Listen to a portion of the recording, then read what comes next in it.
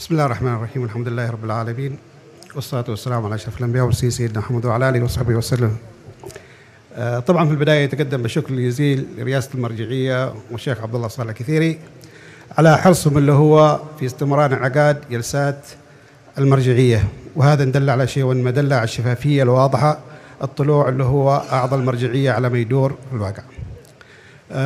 في البداية طبعا نبارك لأخواننا طبعا اللي هو في اللمسات الأخيرة لمجلس حضرموت الوطني، ونقولها بكل صراحة كما ما قالها الدكتور فرارة، حقيقة يعني حضرموت اليوم ليس اللي هي في حاجة للمظاهرات والتجمعات، حضرموت اليوم اللي هي في حاجة للبناء، حضرموت اليوم اللي هو في حاجة للاقتصاد، حضرموت هي اليوم في حاجة للأمن.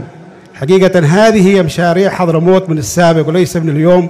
الذين كانوا أجدادنا في السابق بنوها لا بنوها بالفوضى، وإنما بنوها اللي هو بالعلم والحكمة وأيضا بالتجارة، ولمساتهم موجودة على مستوى الوطن العربي أو العالم بشكل عام.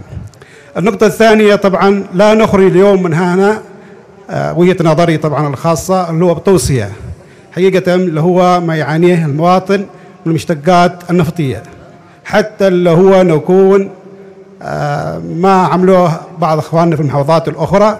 اذا نحن نخرج في المكان اليوم هذا ولا نشيد ولا نزي بتوصية هنا، حقيقة الشارع قد له وجهة نظر في هذا الموضوع، لأن الآن الشارع يتكلم قضية اللي هو المشتقات النفطية. حتى الحضور، أنا أقول اليوم الحضور في الخيمة هذه يمكن سبب من الأسباب عدم وصول بعض الناس للمكان هذا، قد يكون اللي هو سبب المشتقات النفطية عدم وصول من هنا.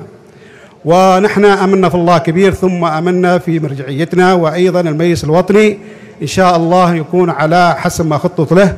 ولكن أطلب أيضا من أعضاء رئاسة المجلس اللي هو يكون هناك تزمين، لا يكون العمل فيه اللي هو فضفاض اليوم، يعني نحن ليس غربة عن الشارع، كم قالوا 3 أشهر، قالوا 5 أشهر، وإلى متى يعني، حتى يكون الشارع على قرب ما يدور فيه تزمين، يعني حتى يتم الإعلان عن المجلس الذي يامل أبناء حضرموت كافة عن هذا المجلس الذي بيخري من النفق المظلم التي تعيشها حضرموت.